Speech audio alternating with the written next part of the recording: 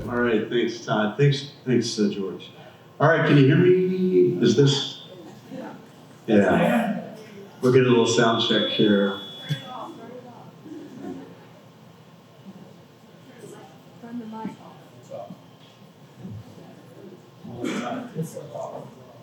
No? There we go. How's that? A little bit of, always a little something with the technology.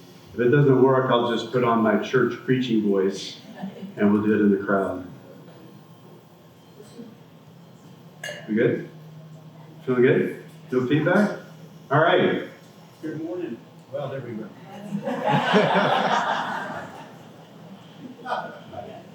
When George Masa was a photographer, it was all analog, so they didn't have issues with technology like we do today. All right, let's get going. Let's talk about, I guess, are we on the right slides, guys? There we go. How about that? That's where we're going to start. Well, good morning. Raise your hand if you've heard about George Masa before this Creative Mornings. Great crowd. Raise your hand if you've spent time in Great Smoky Mountain National Park. Wonderful. Raise your hand if you spent time on the Appalachian Trail. Right? Keep your hand up if you thru-hiked the Appalachian Trail. Anyone thru-hikers? Okay, great. Well, we're going to talk about all of these things along with George Masa this morning. So George Masa, we now know more about George Masa. We knew for the longest time when he died in 1933 here in Asheville. Now we know when he was born in Japan on April 6, 1885. That means he was 48 years old when he died, and we'll talk a little bit about that. This is an historic marker in downtown Asheville. You may have seen this. It's in front of Farnburger. George Masa is the first and only person from Asia to be recognized in North Carolina with an historic marker. So George Masa came to Asheville in 1915 to work at the Grove Park Inn in the laundry. That means he was here for the flood of 1916. That was the flood, as you all know, that predated our Helene flood and did massive damage. These photos are attributed to George Masa. We're not totally sure he took these, but we believe that he did. But even if he didn't, he was a photographer. And what did we all do, whether we were photographers or not, because we have cameras on our phones? What did we do? We took pictures of Helene.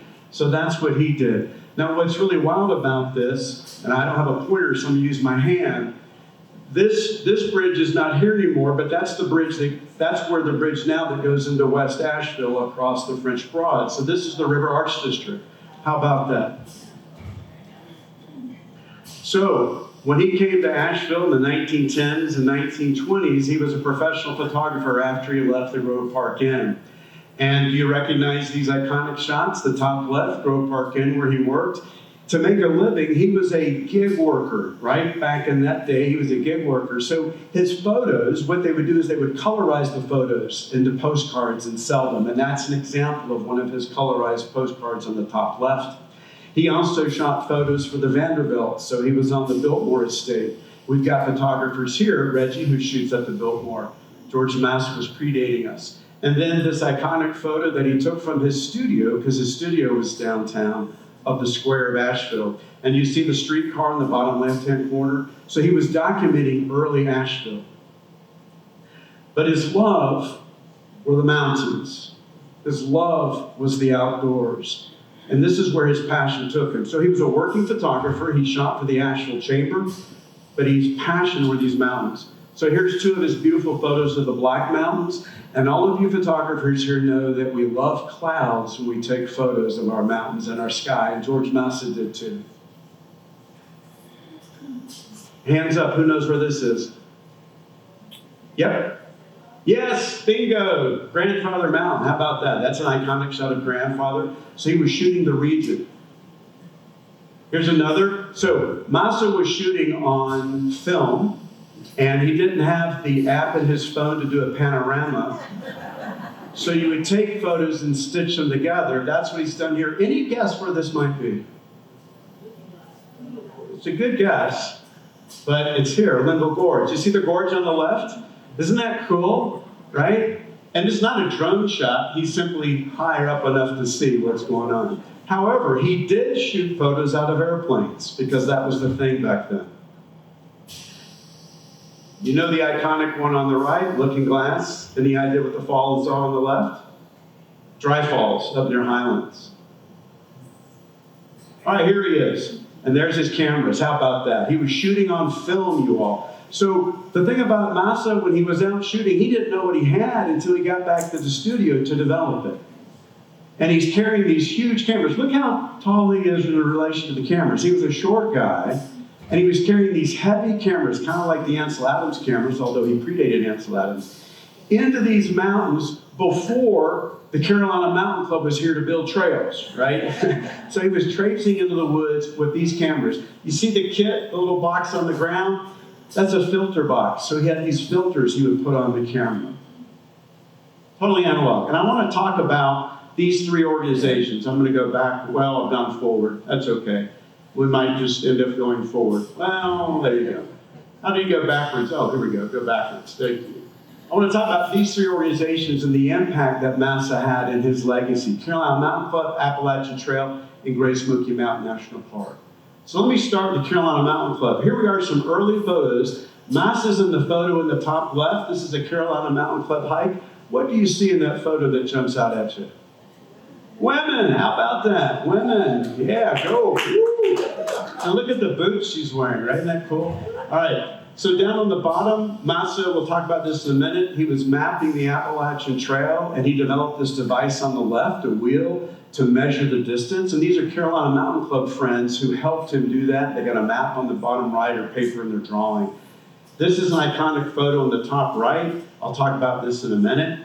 But he was an early important member of the Carolina Mountain Club. The Carolina Mountain Club is the oldest and the largest hiking and trail maintenance organization in the Southeast. Turned 100 years old in 1923. The Carolina Mountain Club maintains 94 miles of the Appalachian Trail, 150 miles of the Mountain to Sea Trail, and all in total 440 miles of trail here in Western North Carolina. 100% volunteer organization, no paid staff. You too can be a member of the Carolina Mountain Club and hike with us and do trail maintenance with us. No experience necessary. This is Thanksgiving weekend up in Hot Springs. We had 130 volunteers come to help clean debris off the French Broad River, to help do work on the Appalachian Trail, because the Appalachian Trail goes through Hot Springs. Of course, Hot Springs was devastated by Helene. But this is an example of George Masa's legacy in action, right? The trail maintenance is going on today in large part because George Masa helped the club form. And there's some pretty good speculation that the logo that we all wear was designed by George Masa, because not only was he a photographer, but he was a graphic designer, and he also did woodwork, right? So he was a multifaceted creative. So let's talk about the Appalachian Trail. The Appalachian Trail is the longest foot-only trail in the world, about 2,200 miles long. Of course, it skirts through North Carolina and Tennessee. And about more than 300 people visit this trail every year. This is what Masa was doing with his photography. So he was a photographer, he mapped, he also was into the naming of these peaks. Because think about 100 years ago, you might have people living in the different hollers, and maybe on this side of the mountain we called it this, but on the other side of the mountain they called it something else. So when they were mapping, there was an attempt to really define names. So this is what he was doing. This is his photography, and once again, these are two photos put together. And that's Jones Meadow up on the left, which is going to be important for a photograph coming up. But if we cross the mountain here, going up in that direction, you're looking up towards Tennessee, and Interstate 26 runs up through there now. Of course, it wasn't there then, but that's where you're looking, into Tennessee. And what he did with these photos, do you see how he's got the little dots? He's proposing that this is where the Appalachian Trail goes. And that's where it is today. Big ball, anybody did the big ball? Yes, good, okay. So once again, he's mapping out, and you'll see people in the bottom of the photo. There's actually a woman in a large dress, right? So, back in the day. And if you're looking north of Little Bald up towards Flat Top, this is where massive devastation from Helene has taken place, where the trees are just obliterated in the trail. So the Carolina Mountain Club and the Tennessee Eastman Hiking and Canoe Club are doing a lot of work to clear the AT going in that direction. All right, so this is an iconic photo. I want to share this with you because there's an important story related to this. So for many years, people in North Carolina, and most of the writing and research about George Masa has been done by folks on the North Carolina side of the Smokies, because this is where he lived, this is where he did his work. Well, for many years, they thought this was on Graybeard Mountain in Montreat because Graybeard had been written on the back of the photo. So up until about a year ago, they were having a campaign of doing a final hike scout to try to find on Graybeard where this might be. Well, I lived in Montreat. And many of us said, that can't be Graybeard. So then there was speculation, well, maybe it's on the Blue Ridge Parkway. So I was giving a presentation to Lobby AVL, which is a cool group that does creative presentations. And I'm sharing this about this photo. And this young guy who's a photographer named Charlie Boss, if you know Charlie, Charlie came up and said afterwards, and says, I think I know where that is. I'm from Greenville, Tennessee. And I think that's Black Stack Cliffs. So I went up there, and sure enough, it says Black Stack Cliffs, Tennessee. This is just about 40 feet on the other side of the state line into Tennessee. Well, I emailed the head forester. This is Cherokee National Forest over there. Okay, we got Pisgah on this side. That's Cherokee over there. So I emailed the head forester, and I sent him this photo. I said, you might want to know that this iconic photo of George Masa is in your forest, not our Pisgah forest. Well, he was so excited, he copied all of his district rangers so that they would know that this is iconic. So we can go here. What's fun about this, the Carolina Mountain Club maintains this section of the Appalachian Trail that this is off of. So this has been misidentified as Graybeard, also misidentified as George Masa looking east. Well, he's on Black Stack Cliffs and he's looking west, okay? But we can go there because it's right off the AT, and we can stand now. As far as we know, this is the only photo we know where we can actually stand where George Masa stood. So there he is with his camera, and this is a close friend of his, I'm blanking on his name, but who was a friend, member of the Carolina Mountain Club. So you'll see this photo, and what's fun about this, the library here, Buncombe County Library, this is part of their collection. And as soon as this discovery was made, they changed the credit. They credited Charlie Boss for identifying it and me for going and verifying it. But Charlie gets the credit because he identified it. And there I am with my nephew up on the rock. This becomes important because about 2 years ago, or 3 years ago, that's my nephew in the bottom right, he came down on spring break to hang out with me on a section of the Appalachian Trail that I maintain for the Carolina Mountain Club. And that's the shelter that's on my section. That's actually one of the original shelters built in 1939 by the Civilian Conservation Corps. When you have a shelter to maintain, you also have a privy to maintain, but I won't talk about that during this presentation. But Benji came to hang out with me on spring break, and we went in, and I can actually drive in on a gated Forest Service road about 100 yards south of the shelter. AT through hikers don't know that. So we brought supplies to make breakfast. And that night, it had sleeted on us. This is in March. So the next morning, Benji made blueberry chocolate chip and banana pancakes to order for the thru hikers. We had about 20 thru hikers there that night.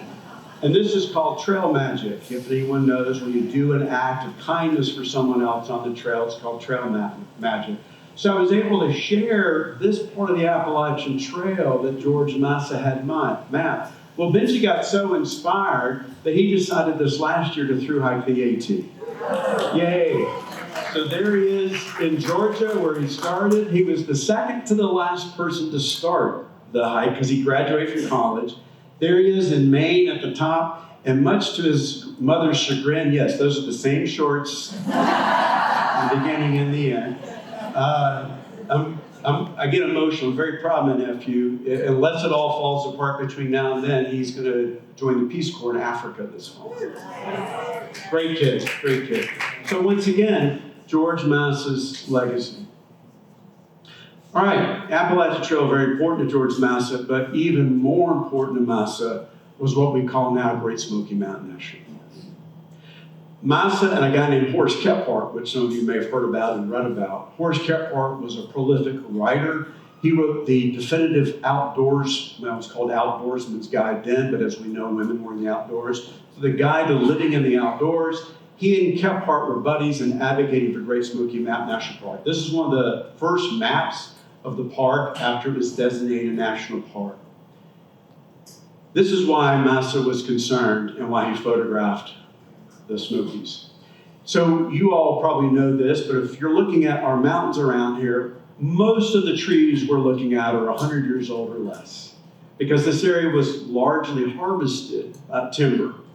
Well, that's an industry, and it's still an industry in our national forest. But the Smoky Mountain area, what is now a park, is a very ecologically diverse and important piece of property. We'll talk about that in a minute. So he was witnessing the clear cut of the mountains, and these are his photos. So he and Kephart started to put together a campaign, and this was a campaign, and by the way, the business community was behind this campaign to support this. How can we protect what they called the last of the eastern wilderness? So once again, these are stitched photos of Masa, and then he's named the peaks in the back. But that's looking up at Great Smoky, what is now Great Smoky Mountain National Park. This is a photo of Masa's on the left and a photo of mine on the right of the same spot, maybe 100 years later. This is actually what's called Jump Off Rock, and it's looking down at Charlie's Bunyan, if you know where that is. You see the landslide or the lack of trees on the left, and you see how it's grown back almost 100 years later. Mount Chapman on the right in the foreground. So what's fun about Masa is to see how his work progressed. So I'm a self-taught photographer, and I'm embarrassed to look at the stuff I shot 10 years ago, right? Because, you get better at this stuff, right? Well, Masa got better too. And so this is some of his later work. And now this is film, you all. Keep in mind, he had no idea what he got until he got back and developed it. So he had to have everything right. And you all who are photographers in the room know that you love light and you plan for light. So he would be traipsing out, camping out, by the way, on a bedroll. That's what he carried, a bedroll and his camera gear, and his friends would help him with the gear. And he was famous for carrying a bedroll and a can of fish to eat. Members of the Carolina Mountain Club, though, wrote that although he would carry just a can of fish to eat, they would help feed him with what they brought as well. But he was camping out to catch the light. This on the left is Three Forks, which is in a wilderness section of the Smokies that there are no trails to it anymore, but it was an area where there was a fish camp back in the day. And Masa, as part of his business, he would take hikers in there to the fish camp. You can go in there, but you're traipsing in wilderness and you're not on trails anymore. But apparently, for folks that go there and who are fly fisher people, they say the trout in here is amazing in the stream. But there he is, and that's wilderness. He's way back in there shooting this stuff. So this is an iconic photo on the Tennessee side, Chimney Tops. Now, Chimney Tops is where the fire originated 10 years ago that spread into Gatlinburg and killed folks. Remember that bad fire that came out of the Smokies? So look at Chimney Tops now. You see the people on the top? You see how lush it was? Well, after the fire, all of that's died. The fire was so extreme that all the vegetation's died. And the fire was so hot that the rock formation is no longer considered stable. So the national park has actually closed the trail. People go up there rogue, but there's a gate, and you're not supposed to go up on Chimney Tops anymore. But this is, once again, some iconic photography. You see on the left, bottom left, you see the people standing down in the foreground? Unfortunately, most of Masa's photos were lost, and most of his photos in the Smokies were lost. So we're really privileged to have what we have. So this is a fun book. This came out in 1933. I'm going to read you what the superintendent of the national parks or director said at the time. George Masa, its co-author, knows and loves the region well. Those fortunate enough to have gone in the woods with him know that any guidebook that he may issue will be invaluable. I have spent many days in the Smokies with Mr. Masa and can speak from experience. So George Masa co-authored this first official guide to Great Smoky Mountain National Park, which came out in 1933. Well, they did it a little different back then because the park did not officially become a park until 1934, right? So the official guide came out before it was officially a park. Now think about the significance of this. This is a Japanese immigrant from Japan, a man who immigrated from Japan, who advocated for and had a profound impact. And without him, we may not have Great Smoky Mountain National Park. His photos were part of a collection that were sent to John D. Rockefeller Jr. And John D. Rockefeller Jr., the richest man in the world, in 1928, inspired by this collection of photos by Masa and other photographers, gave $5 million to match North Carolina's $2.5 million and Tennessee's $2.5 million to start to buy the land to protect it to become Great Smoky Mountain National Park. So not only was he documenting and naming peaks and drawing maps, but his photography helped influence those with the way and means to purchase the land in order to create the park. Ken Burns, in his documentary on the national parks, mentions Masa and Kephart. And then Paul Bonestill, a local filmmaker here, he introduced me to George Masa through his documentary. Paul, by the way, has a new book out, which I highly recommend. I have a copy of this book, and in this book are some of Masa's photos of the Smokies, and this is the only place they are now. And they're small little images. We don't know where else they are. The park was dedicated in 1940. There's President Franklin Delano Roosevelt. You may have been up here at Newfound Gap, you know, that brick stone wall and all. So that's 1940.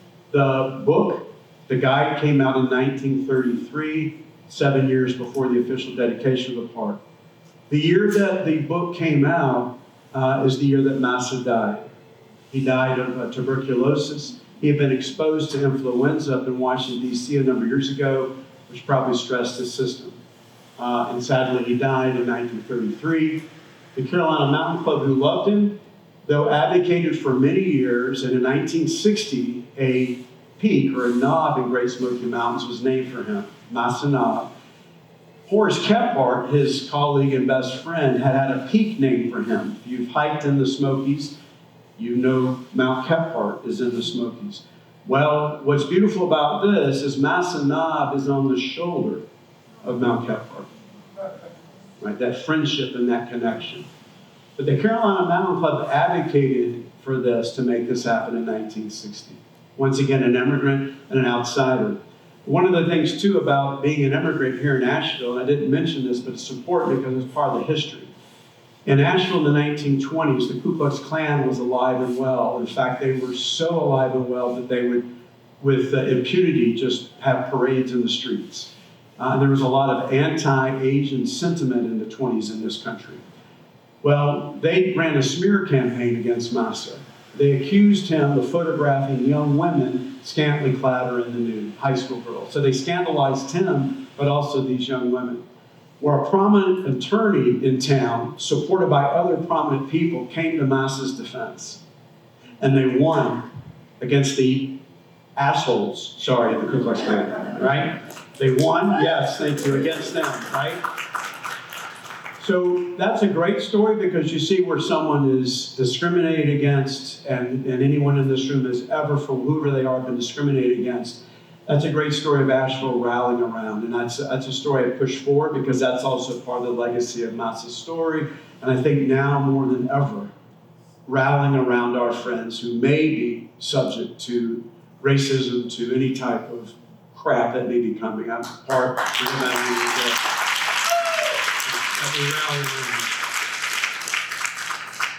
So why is Great Smoky Mountain so important? Right? Check out some of these stats. 2,200 miles of streams. In fact, the Smokies drains into Georgia. The water that comes from Georgia is filtered out through the Smokies. I won't list all of this except to say that there's 67 native fish. Who knew that there were 67 native fish? And you can go snorkeling in these streams. And I did that with my other nephew, and you're down there swimming with these fish that are very colorful. They look like little tropical fish. My favorite one, though, on here is the 146 land snail species. I mean, my gosh. I mean, you know why environmental educators love to go to the Smokies. What's also great, though, about the Smokies, you probably know it's the salamander capital of the world. There's more species of salamanders here than anyone else. And 25% is still old growth, right? And that's why this ecosystem is so important. So Great Smoky Mountain National Park, they saw it then. They knew what they were trying to protect. And so it's a legacy that we have now. And so George Masa's legacy, his involvement with the Carolina Mountain Club, which maintains so many of our trails in western North Carolina, his involvement in advocating for and mapping the Appalachian Trail, and then his advocacy work to create Great Smoky Mountain National Park. Now, sadly, dying in 1933, he did not get to see the park officially become a park in 1934. That's the story of George Masa in a nutshell in the short time that I have. He was famous for saying more walk, less talk. So I'm going to stop talking and ask if there are any questions.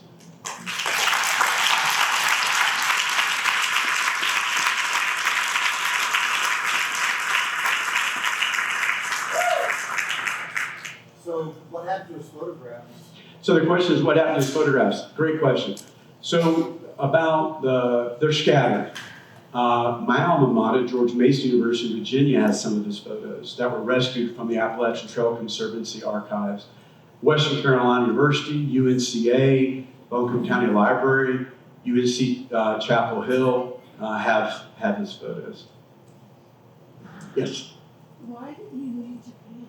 Question is, why did he leave Japan? I'm going to recommend Paul Bonesteel and Janet McClure's book because they go into that. There's some great history that's new that they've uncovered. So grab that book and you'll read all about that. What's the name of the book? Forget the name. It's brand new. I should know. Someone will find it. Yeah, in the back. Did Masa interact with indigenous people? Yeah, good question. Did Masa interact with indigenous people? Yes, he had an affinity for the Cherokee. He shot a number of photos of the Cherokee. In fact, some of his iconic photos of the stickball. He also, this is the thing about Masa, unfortunately this has been lost, but he was also got into motion pictures. So he shot motion, well, not video, but film of the Cherokee back in the day. Steve? Do you know if Paul Bonesteel's film is still available? Yeah, so good question. His original documentary is available. It's called The Mystery of George Masa, and Paul's working on a new documentary about Masa, which I think is coming out this year. Reggie, question? I was going to say the book is George Masa, A Life Reimagined. George Masa, A Life Reimagined is the new book. Thanks, Reggie. Yes, in the middle. You're talking about names, and he was all about names and peaks and everything, and his interaction with the Cherokee. But was there never any record of him examining the names that Native people had called? It's a good question. For all these many years? Absolutely. So the question is, he named the peaks, and was there any record of the Cherokee and him interacting with them around the names? So thanks for setting me up on that. Both he and Kephart advocated for the native names of these peaks as they were naming them. That didn't come to fruition. Of course, the cool thing is, that Klingman has been changed back now to the native Cherokee name, which is pretty cool. Whether that sticks or not, who knows, but anyway, we're there. But yes, so there was a real affinity for not only the native people, but also the early European folks that settled these mountains. And Kephart had a real affinity for those folks. Good, other questions about Masa? Yes, in the back. Do you know if the Art Museum in Asheville has any of his photos? Yeah, so the Asheville Art Museum has, I think, one of his photos in their collection. Great question. Yes, another question? Oh, in the back top. So you said he came and was working at the laundry at the group program. So how did he transition from that to photography to Great question. So he came and worked at the laundry at the Grove Park Inn in 1915. We think he probably saw an ad, and he working in laundry, and then he also, because he was developing his photography, he would start to take photos of people coming to the Grove Park Inn. Now the Grove Park Inn, in the late teens and early 20s, is the Gilded Age, right? And so rich and famous people were coming there to stay at the Grove Park Inn, and he would photograph them. And then the owner of the Grove Park Inn, it's owned by Omni now, but the original owner, a guy named Seeley, who hired Masa, he also hired Masa then to take photos of the Grove Park Inn. What's interesting, though, is that at one point Seeley thought that Masa might be a spy from Japan. Okay, so this is before the First World War's happening, and it's not yet the Second World War. But the suspicion, so Seeley actually emailed a friend of his at the FBI, worried, or not emailed,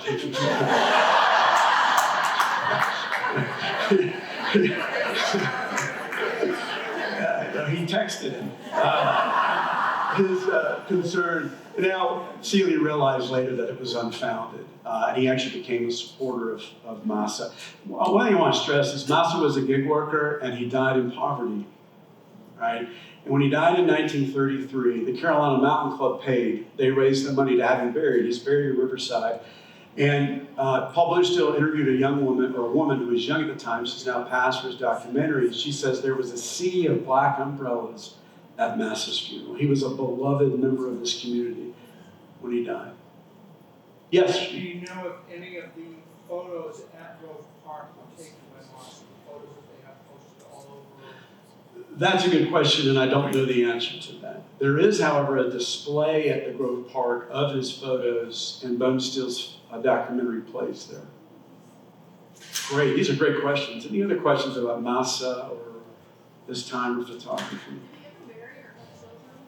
So, once again, the question was, did he marry or have children? He never had children, but there is some information about his marriage in the book that I highly recommend. Yes, in the back. What inspired you to start the George Masa Oh, thanks for that question. So we wanted to continue Masa's legacy. And so we created this foundation to inspire young people, middle schoolers and high schoolers, to not give up. Because Masa didn't give up. You know, it was the Great Depression when he died. His car was stolen. He died in poverty.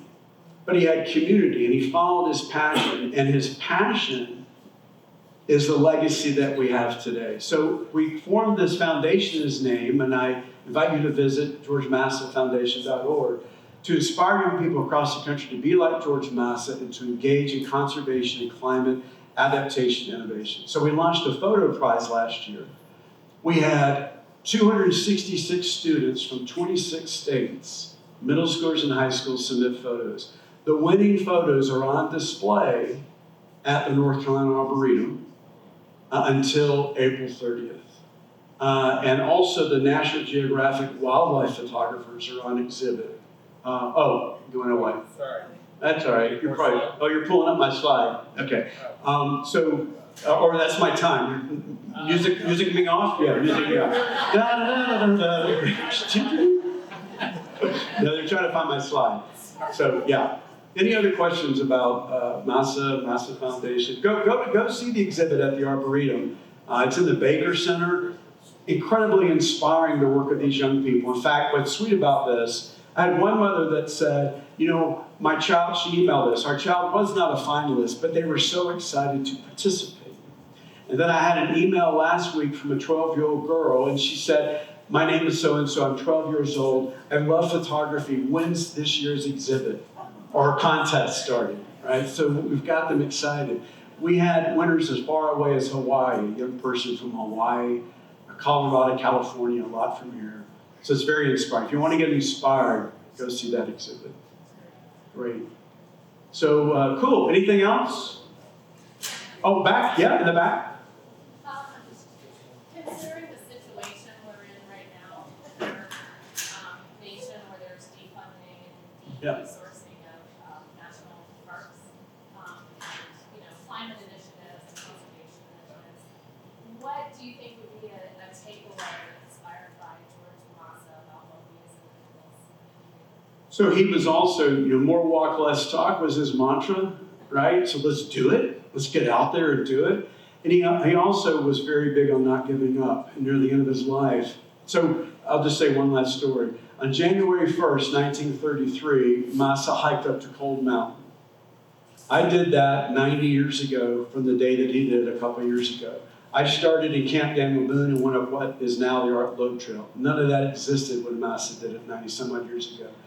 He came up a creek bed on the other side, summited Cold Mountain. That was January 1st, 1933. He didn't know that 6.5 months later he'd be dead.